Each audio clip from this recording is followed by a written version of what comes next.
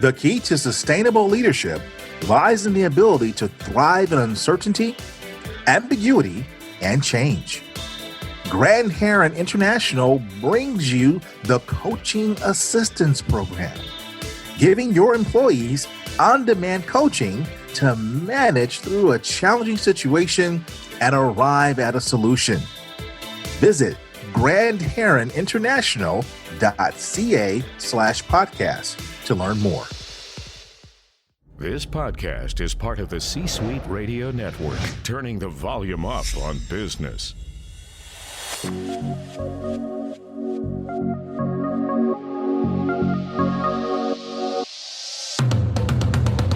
Welcome to the Keep Leading Podcast, a podcast dedicated to promoting leadership development and sharing leadership insights. Here's your host, the Leadership Accelerator, Eddie Turner. Hello, everyone. Welcome to the Keep Leading Podcast, the podcast dedicated to leadership development and insights. I'm your host, Eddie Turner, the Leadership Accelerator. I work with leaders to accelerate performance and drive impact through the power of executive and leadership coaching, facilitation, and professional speaking. Today, perhaps more than ever, it is important for leaders to learn how to drive change. We must learn how to drive change. We want to adapt and be effective so that we're not just surviving, but we are thriving through the chaos engulfing our world. My guest today, Dr. Marina Theodotou, is a change management leader focusing on people, engagement, and culture. Dr. Theodotou develops and curates learning experiences to push boundaries and inspire the workforce at the Department of Defense. She holds a doctorate in organizational change and leadership from the University of Southern California. Dr. Theodotou, welcome to the Keep Leading Podcast. Thank you so much, Eddie. It's a pleasure to be here. I'm a big fan of your program and I love what you do and just simply excited to be here and join you and your guests. Well, I'm excited to have you. Dr. Theodotou, please tell us how you became interested in change. Well, I'm so glad you asked because change is what happens to us every day, right? Change is part of nature and it's the only constant, as we know. That's what Heraclitus said so many thousands of years ago. But how I came to it was through my life and career trajectory. So I've done a lot of different things. I started in banking and financial services, then I went into management consulting, and now I'm in learning and development. And I did this across different verticals. So in the private sector, in nonprofits, and now for government, and across different geographies. So Americas and Middle East and the European Union. And of course, now back in the US. So when I looked back about 5 years ago in 2015, and I looked at my career and what I wanted to do going forward, and I realized that there were two threads that I could pull. And one of them was change, and the other was learning to lead. And then I came across this amazing doctoral program at the University of Southern California, Rossier School of Education, that was exactly focusing on this. So I applied for the program and completed it. And actually, it changed my life because it gave me the practical applied research perspective. And so I can have that lens now when I do my work and I do my research. And as you mentioned earlier, my focus is implementing change and helping organizations and individuals optimize their performance through change. Wonderful. So you're saying your life was a case study in change. And you can say that, yes. And you took it a step further and formalized it by going through a doctoral program that would immerse you in studies of change and allow you to, you said it changed your life. That's the ultimate change if something changes your life. That's right. Yeah, absolutely. No, it really did. And like I said, it helped me put things in perspective when you go through so much change in your own life, and now we are all in this incredible unprecedented time where change has been thrust upon us in so many different ways. It's so critical to be able to navigate and adapt and be able to shift forward and look ahead without losing our positivity and our drive. Indeed, that is critically important. So, how can leaders drive change during the time of COVID? So actually, I've been studying this, and I just recently wrote an article the last few days actually about this exactly. And what I did, I went to Amazon Prime. A lot of us are still under lockdown, so we're quarantining. I've been reading and what I call binge learning. So recently, I've been watching this docuseries on Amazon Prime called Regular Heroes. I don't know if you're familiar with it, but in it, what they did is they reached out to regular heroes, people that live in our communities, that are first responders and doctors, but also grocers and inventors and truck drivers and people that while we've been working safely at home, they've been out there in the front lines suiting up every day and putting away their fears so that they could stock our grocery store shelves for us and keep us safe, deliver healthcare for us, and also deliver our packages. So I studied 15 of these people that have been featured in this docuseries, and I wanted to distill some common threads that we could apply as individuals and learn from them. So here's what I found. I found three things: that they stay positive. So regardless of the difficulty, all of these 15 folks that were featured, these regular heroes, all stayed positive. They said that, you know what, it's really tough out there, but I'm going to stay positive because I have to deliver. I have to deliver food to the homeless, said one woman out of actually, I'm looking at the research right now. She is based out of LA, and she said she was determined that she wants to continue to push forward somehow, despite of the difficulties. Another participant in this docuseries is Trevor. He is based in New York City. He was a senior inventory tech in a New York hospital for special surgery, and he said that I stay positive because I need to get things delivered in the hospital so that people can live. A third participant said, you know what, I have to practice what I preach. A reverend, again, in LA, he said that he's willing to put his life on the line and practice what he preaches. So these people are staying positive, and we see that Carol Dweck did her research around growth mindset and actually has proven that people that are focusing on staying positive can actually do better and do more and be more successful. So that's one takeaway, staying positive. The second thing is that I found in these 15 amazing regular heroes is that they serve selflessly. So I did a little bit of research on that, and I found that you actually have the concepts of motivation and altruism that was defined back in 1875 by Auguste Comte. And he said that altruism is the behavior driven by the concern for others' welfare as a consequence of overcoming self-interest. So these regular heroes are serving selflessly. They're not thinking about themselves. They're putting themselves second. They're putting us first. So this is really critical because they're actually helping elevate all of us. This is another concept that Keith Ferrazzi is talking about in his book, The Leading Without Authority. He calls it co-elevation. So if we all help each other, we're co-elevating each other.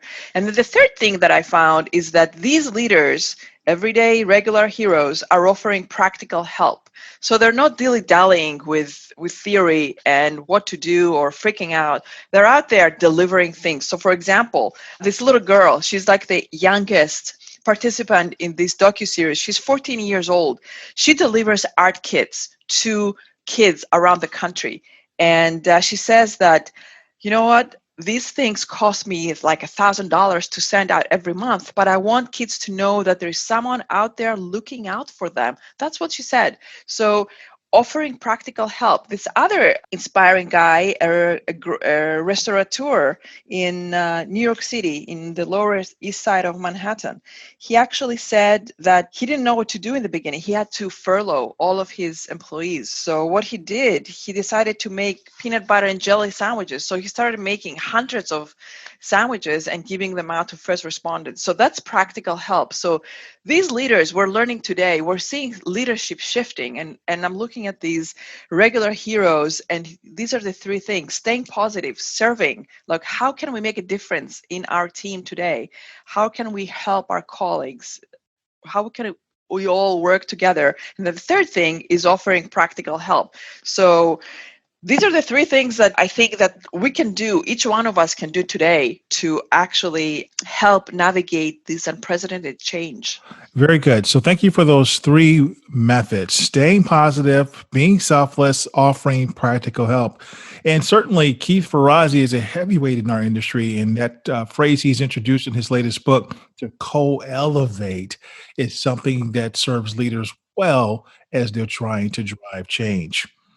And I must say, I've heard of binge watching when it comes to Netflix, but leave it to a PhD to say she was binge learning during the pandemic. I love it. Yeah, that's it. That's what I've been doing. Well, very good. So I'm talking to Dr. Marina Theodotou, and we are talking about leaders driving change. We'll have more with Marina right after this. Support for this podcast and the following message come from American Express. American Express brought together 100+ companies to provide offers and resources to help small business stay in business. Standforsmall.com/podcast, powered by American Express. Support for this podcast comes from New Balance. Hey, I'm Becca Bro, Performance Running Product Manager at New Balance.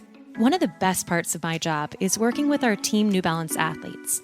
Their job is to run fast, really fast. But it's not just about the time on the clock. It's also a state of mind. Feeling fast really matters too. So our mission was to create a confidence-boosting, PR-shattering super shoe, engineered specifically for faster marathons. We've spent years tinkering with different materials, testing in our sports research lab, and getting feedback from some of our fastest athletes. That obsession with speed resulted in the Fuel Cell RC Elite. It's light as a feather with a full-length carbon plate and our highest energy return foam. Because if there's one thing we know about runners, no matter how fast we are, we all want to be faster. Access fast with the Fuel Cell RC Elite. Visit newbalance.com. This podcast is sponsored by Eddie Turner, LLC. Organizations who need to accelerate the development of their leaders call Eddie Turner the Leadership Accelerator. Eddie works with leaders to accelerate performance and drive impact. Call Eddie Turner to help your leaders one-on-one as their coach, or to inspire them as a group through the power of facilitation or a keynote address. Visit EddieTurnerLLC.com to learn more. This is Simon T. Bailey, author, and you're listening to the Keep Leading podcast with Eddie Turner. Okay, I am back. I'm talking to Dr. Marina Theodotou. Dr. Theodotou is a researcher and an organizational development expert, and we're understanding what it takes for you and I as leaders to be able to drive change. And so before the break, she gave us 3 very good tips that we can use during the time of COVID. But now, Dr. Theodotou, I'd like to switch to the organizational setting. In our businesses, in our nonprofits, how do leaders drive change? Thank you, Eddie. So this is a great question. I want to go back to a great model that was defined by these two professors at USC. Their names are Clark and Estes. So this model is called the KMO model, and studied it and used it in my dissertation. And actually, it makes a lot of sense because I like it because it's practical. So this model says if you want to implement change, you have to do three things. You have to make sure that people have the skills they need to go from A to B. So when we're talking about change, we're talking about change behavior. Today, we're in A, and tomorrow we want to go to B. But in B, people need to be behaving differently. So do they have the skills, the knowledge to move from A to B? So the first lever is the knowledge. How do we provide people the knowledge and expertise so that they can be doing things differently tomorrow? So that's the first thing, the first lever. So the second lever is motivation. So how do you motivate people? How do you take away the fear? How do you make them feel psychologically safe that change is going to be difficult, but it's going to be better. It's going to be good when we change. That's the motivation part. That's the most difficult thing to do, to motivate people to embrace change. Now, the third thing is this organizational infrastructure. It's the tools, the technology. So, for example, during COVID, we had to all start working from home. So, three things. Do we have the skills to use WebEx and Zoom? That's the K component. Are we motivated? Do we feel safe that we're at home working safely? But do we feel connected with the other members of our team that are working in other parts of the country or the world? How do we motivate people to come back to that screen and do the work? And then the third piece is the organizational infrastructure. Does our team have the tools? Do they have the Zoom, the Slack, the Miro, the WebEx that they need to make it happen? So change is complex, and by no means I don't want to simplify it into three basic things, but it does help to start with small steps, and these three basic levers can help us start working and implementing change in our organizations. So you've introduced a model for us, and anyone who knows me knows I love models and I love frameworks. So thank you for this. So the KMO model, and that stands for knowledge, motivation, and organization. That's right. And that's Clark and Estes, the creators of the model. Clark and Estes. That's right. Mm-hmm. Well, certainly a good model to be able to use inside of organizations. And as you've said, certainly organizations have had to consider something as simple as how you use Zoom, but not just use Zoom, but use it effectively. And I remember having to start sessions prior to March 2020 with explaining the layout of the Zoom screen when I led meetings online. And now it's a given. Everybody understands the layout as much as they do Facebook or some other daily social tool. Isn't that amazing? Yeah. Yes. And so now it's even, of course, changed how we show up for meetings and how we are able to how effective we are in our organizations has changed, because it's quite frankly leveled the playing field. It's no longer about someone having a corner office. Everybody has the same size square when you show up to the meeting. That's exactly right. That's exactly right. Yeah, you're absolutely right. I think COVID has actually made things much more informal in a sense, because we can see, we're in our living rooms and our offices at home, and people can actually see part of us in our living space. So it's quite interesting. It's fascinating, actually. We're more human now. Yeah, exactly. Yes, sometimes too human, but we won't talk about some of those mishaps we've seen. Now, if I am a leader listening to this conversation, and we've talked about the organizational context, what we need to do at a higher level, but what about me personally? What if I am a manager who needs to transition from managing to truly leading?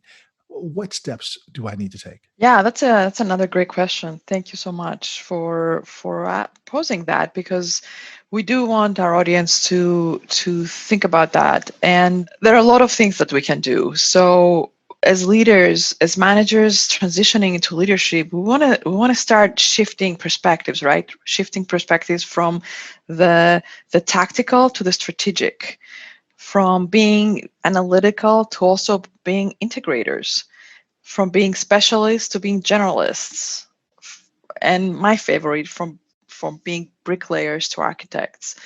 There's a great article that Michael Watkins wrote in Harvard Business Review in 2012 that actually inspired me to distill the seven approaches, and I mentioned 4 of these. But the basic gist here is that Peter Drucker said, another favorite quote of mine, that managing is doing things right and leading is doing the right thing. So that right there is so critical, because for me, it denotes this shift. It's a mind shift. It's a shift from the everyday tactical to the bigger picture. Because as leaders, we need to be able to articulate the vision. Where are we going?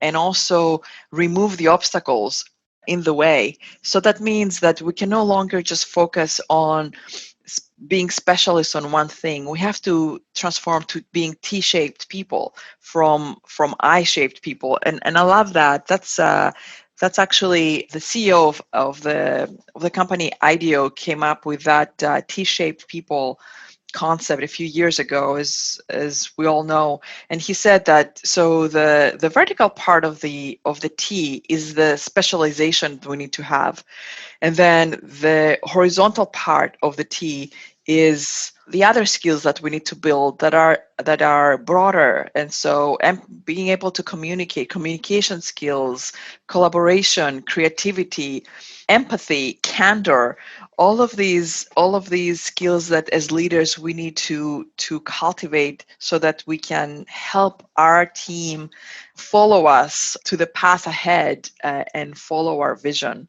So this is all very exciting. That's an interesting model. So T-shaped and then I-shaped. What is the I-shaped for? So I-shaped is just somebody who is just a specialist in one thing, that one thing only. So for example, I don't want to pick on accountants, but let's pick on an accountant is a specialist, just does accounting.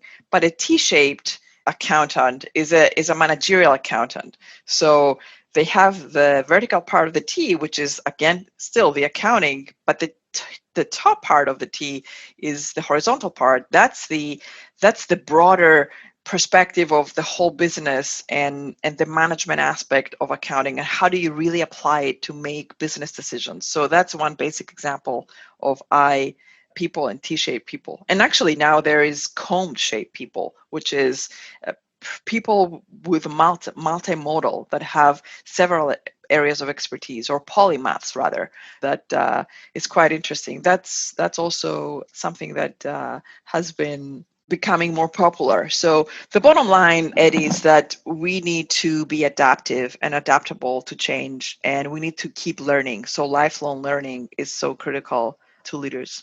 Indeed, which is why you've been spending COVID binge learning. That's right. You're walking the talk. Right. I love it. And of course, you reference Michael Watkins, the renowned Harvard professor, and that article that he wrote at Harvard Business Review. Many people might know him, may not know his name, but they know the book, The First 90 Days, especially those in HR. That's a very popular book that a lot of folks reference. So good. I love it. You are helping me geek out here in this section. Yeah, I love that book. Yeah. Yeah. Thank you for reminding us of that. Yeah. It's all about standing on the shoulders of giants, right? That's how, and hopefully sometime in the future, others will stand on our shoulders and we can all co-elevate. Co-elevate. Yes, absolutely. Hashtag Keith Razi. There you go. Oh boy. So I saw something interesting about you. I see that you're involved in an upcoming TEDx. That's right. Tell me about it. Yeah. So I've been involved in TEDx events for the last decade almost. This will be this will be my I thought this was something new. No, actually I've organized 4 so far. So 3 TEDxNicosia back in Cyprus, and the first one was in 2011. This year, this will be our second TEDxDAU event at the Department of Defense. How about that? That's right. Okay. And we're very excited. It is an internal event, so I cannot reveal details, but I can talk in general about TEDx events. I love them because they are a way to give regular people that are doing extraordinary things the platform to share their ideas. So we're all familiar with TED Talks, and so when you organize a TEDx event, you have both the responsibility but also the empowerment to curate the experience for the participants. So, and I have to be clear that you cannot do a TEDx event alone. It takes a village. It takes an amazing team. I've always had great teams working selflessly. Again, there's no TEDx events are nonprofit. There's no cost. So, and of course, now we're doing them within the Department of Defense at DAU. So they are a learning event for DAU. And it's a wonderful way to bring people together to start thinking differently. And right now we're in the middle of training our speakers. We have 12 speakers. I've always had 12 speakers in all of my events. So that I did previously independently. So now as well here at DAU, we have 12 we had 12 speakers last year. We have 12 speakers this year. And I can talk about the bootcamp that we've built. So we've built a 10-week bootcamp to prepare speakers and help them create their talk. So TED Talks are pretty difficult because they have to be concise. Every TED Talk has to be 18 minutes or less. And this year, because we are doing the event completely online, virtual, the talks will be shorter, will be about 10 minutes. And so there's an art and a science to doing that. But as a rule of thumb, for every minute of TED Talk, there's an hour of practice behind the scenes. So 18-minute TED Talk, 18-hour practice. So it's a lot of great work, but it's so inspiring and so amazing to see all these speakers come up with their ideas and mind map them and narrow them down and then create the talks. So it's exciting. Thank you for giving me the opportunity to share a little bit of that. And yes, because the theme of TED Talks is ideas worth sharing, and we all are familiar with how certain TEDx talks have made it to the main platform of TED and truly changed the world. Can it be said that you are using this as another way of being a leader who's driving change? Thank you for pointing that out. Actually, yes, you can say that. You can say that we're using TEDx as a platform to drive change. That's exactly right. Very good. I've thoroughly enjoyed talking with you. What's the main message you'd like to leave with our listeners? Well, I would like to leave our listeners with this. So you can lead from anywhere you are. One of my favorite quotes is by President Theodore Roosevelt, who said, "Do what you can with what you have where you are." And so keep leading. And thank you, Eddie, for having me on the show. I really enjoyed it. And thank you to all our listeners. And where can my listeners learn more about you? They can reach out to me on LinkedIn. That's the easiest and fastest way. All right. Well, we'll make sure we drop a link to your profile in the show notes. So no matter where people are, they can connect with you. Connect with Dr. Marina Theodotou. She's an amazing person who you want to know, ladies and gentlemen. Thank you for being a guest. Thank you. And thank you for listening. That concludes this episode, everyone. I'm Eddie Turner, the Leadership Accelerator, reminding you that leadership is not about our title or our position. Leadership is an activity.